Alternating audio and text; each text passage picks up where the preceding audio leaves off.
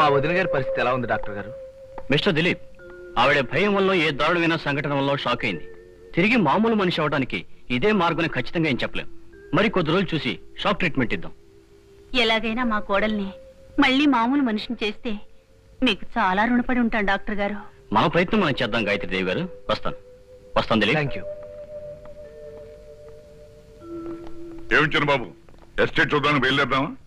శకునాలైనా మంచి చూసుకోవాలి కదా, నేను మీకు ఎదురానా? నాకు ప్రమాదాలంటే భయం లేదు, శకునాలంటే నమ్మకం లేదు. పదండి, వెళ్ళొస్తానమ్మా. మంచిది బాబు.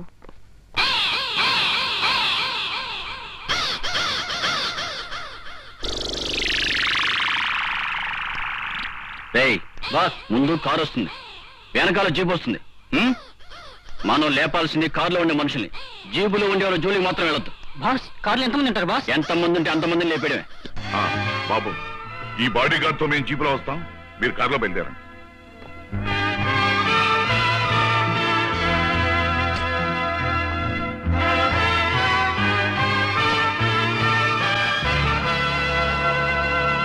బాబు ఆపండి బాబు, కారు ఆపండి బాబు, లేకపోతే కారు కింద పడి చచ్చిపోతాను బాబు.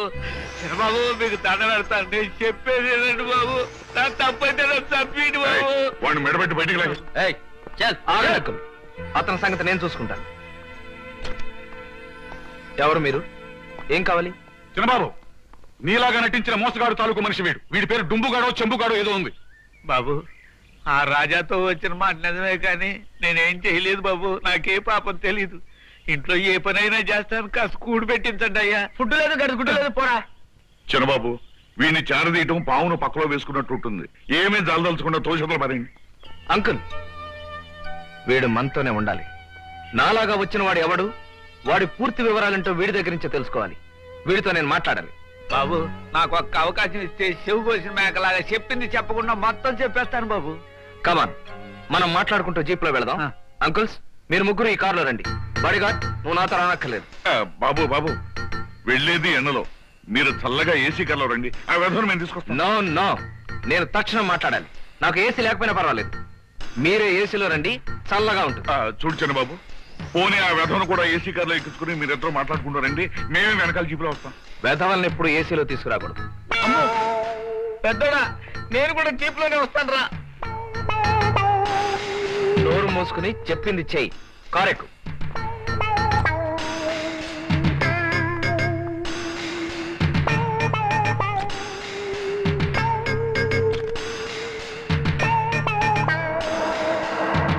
అసలు కారులో ఉండవలసిన మనిషి కాస్త ఆ జీపులో ఉన్నాడు. కర్మ.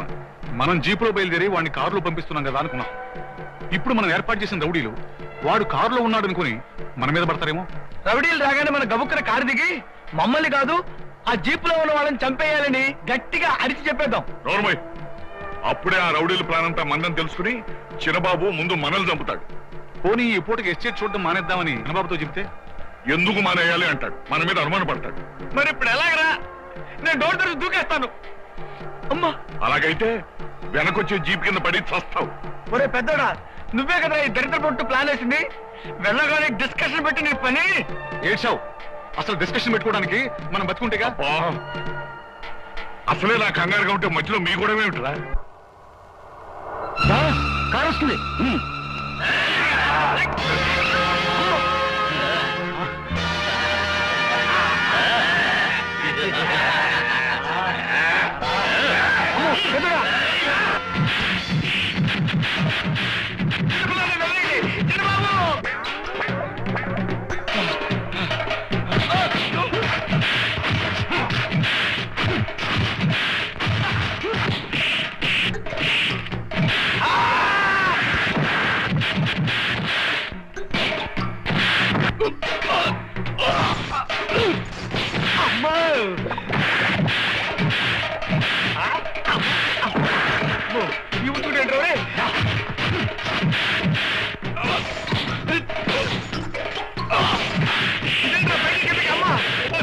ఎవరు గురు వీళ్ళని చేస్తున్నారు?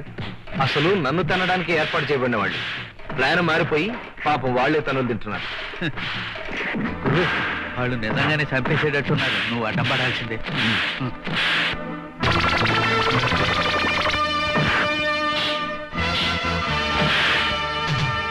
అమ్మో అబ్బా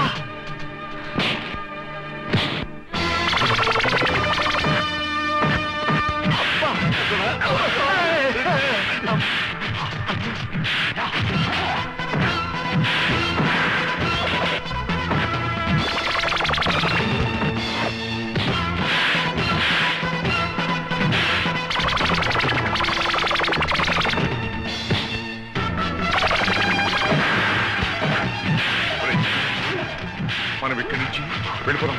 అలాగే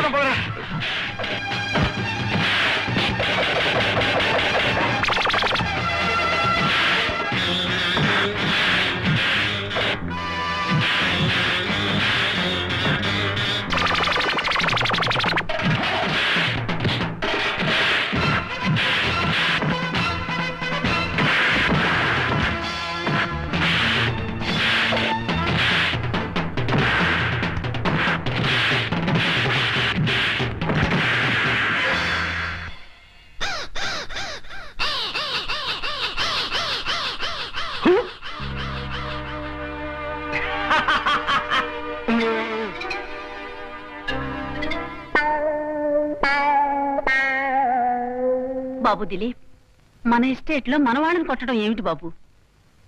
ఎవరో దుర్మార్గులు, నీచులు, దౌర్భాగ్యులు, చండాలపు వెధవలు కుట్ర పని మనుషులు పంపించారు. కుట్ర పని వాళ్ళని మరీ అంత దారుణంగా తిట్టొచ్చారు బాబు. డాక్టర్ గారు ప్లాస్టర్ ముఖ్యమండి. తిట్టగా పొగుడుతాడేమిటి?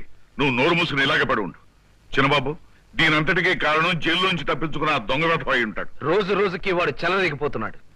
వాడు నా కళ్ళ పడ్డ రోజున అదే వాడి బ్రతుక్కి ఆఖరి రోజు.